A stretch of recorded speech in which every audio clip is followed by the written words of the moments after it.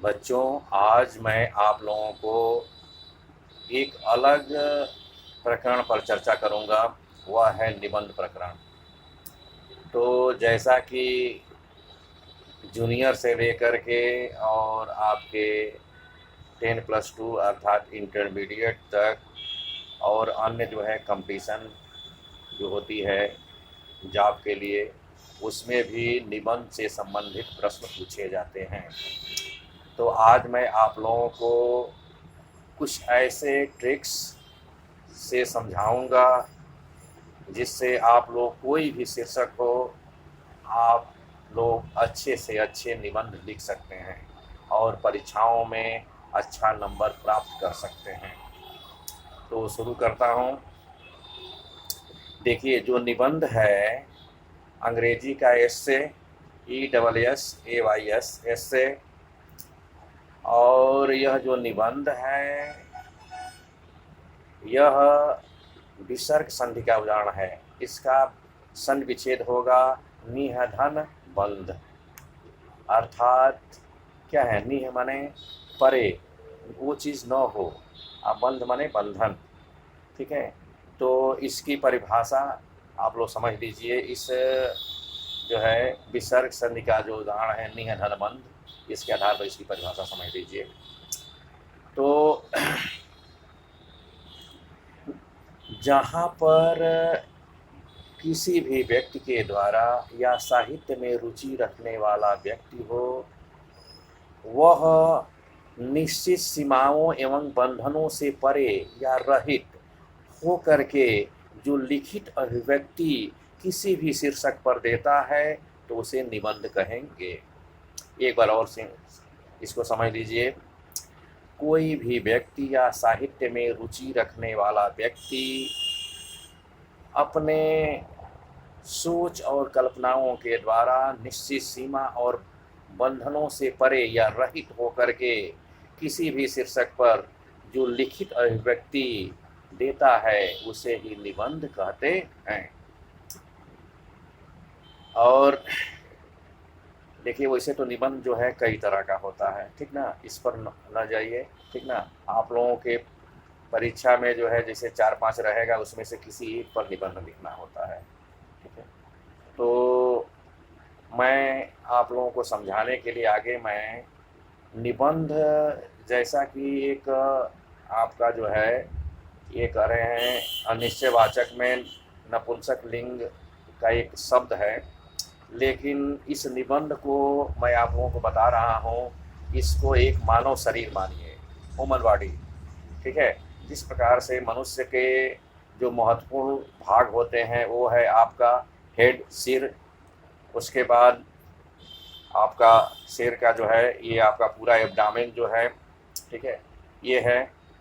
उसके बाद लेग, ये एक मैं वैसे जो है संक्षिप्त रूप में मैं इसका विभाजन किया हूँ। उसी प्रकार से आपका जो निबंध रूपी जो शरीर होता है उसके भी सिर, उदर, एब्डामेन और लेग माना जा सकता है। तो जिस जैसे कि मान लीजिए जो आपका हेड है अर्थात यही प्रधान है, यही जो है जो चाहेगा वो दूसरे से करवाएगा और करेगा भी। मान लीजिए आप लोगों को जो है कुछ खाने की इच्छा होती है तो अपनी माँ से कहेंगे, ठीक है, तो पहले यहाँ विचार आएगा और कहेंगे तो आप लोगों की बात सुनेंगी, समझेंगी, तो वैसे आप लोगों की खाने की व्यवस्था कर देंगी। तो जो हेड होता है इसके अंतर्गत आप प्रस्तावना हिंदी में या इंग्लिश में इंट्रोडक्शन मान सकते हैं। तो देखिए, सामान्य रूप में प्रस्तावना या इंट्रोडक्शन ऐसा होना चाहिए कि आपके वाक्य जो है सरल हों, छोटे हों, प्रभावी हों, टू द पॉइंट रूप में व्यक्त होने वाले हों, और ये जो आपके प्रस्तावना हो अप्रत्यक्ष से प्रत्यक्ष हो, ठीक है। अर्थात शुरू में आपकी बातों से किसी को ये पता ना चले कि आप यही चीज़ आप चाह रहे हैं या इसी शीर्षक पर आप जो है निबंध लिखने जा रहे हैं, ठीक है। ये प्रस्तावना हो गया। उसके बाद आपने जो है कुछ इस तरह से बात कही कि माँ जो है खुश होकर के आपको जो चाहते हैं, जो व्यंजन, जो खाना, ठीक है, जो पसंद है आपका वो मिल गया। तो जो पसंद होगा ये तो ज़रूरी नहीं कि वह जो है पूर्णतः जो है स्वास्थ्य के लिए स्वास्थ्यप्रद ही हो, ठीक है, नुकसानदायक भी हो सकता है, स्वास्थ्यप्रद भी हो सकता है। तो आप जो है उसको खाएँगे, खाने के बाद जो है वो जो है आपका पाचन क्रिया होगी। पाचन क्रिया के बाद जो है उसमें से कुछ उपयोगी चीज़ बनेगा जो शरीर के लिए, शरीर के स्वास्थ्य के लिए अच्छा होगा, और कुछ जो है बुरा भी होगा, वैसा भी आपका वेस्ट या अनावश्यक पदार्थ भी बनेंगे। वो आपके पसीने के द्वारा, पेशाब के द्वारा, पैखाने के रास्ते या अन्य कीटाणुओं के द्वारा के माध्यम से पैखाना, पेशाब और अन्य जो है उसी के माध्यम से निकल जाते हैं।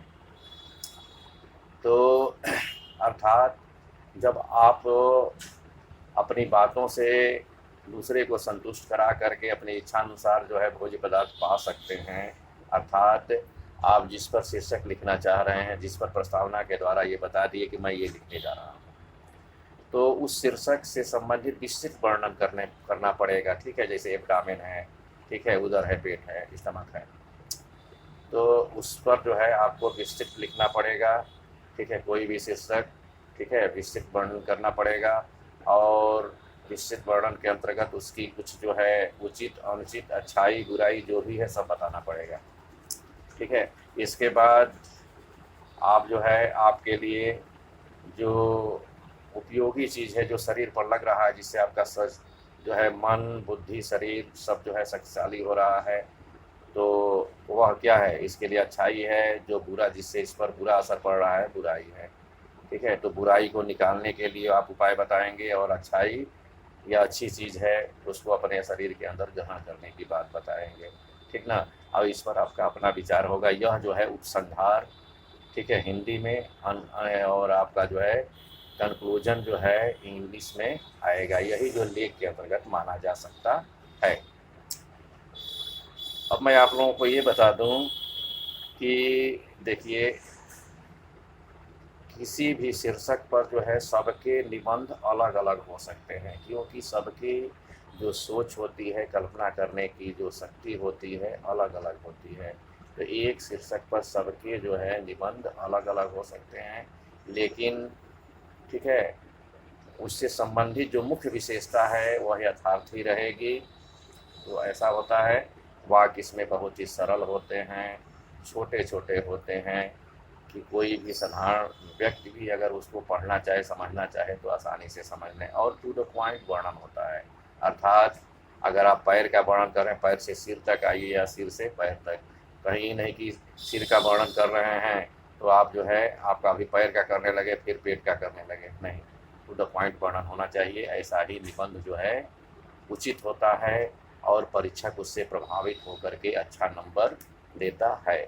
यहीं पर ये वीडियो समाप्त होती है। नेक्स्ट वीडियो में मैं पुनः मिलूँगा, और उसमें मैं अगले निबंध के बारे में बताऊँगा, इस पर कैसे आप निबंध अच्छा से अच्छा लिख सकते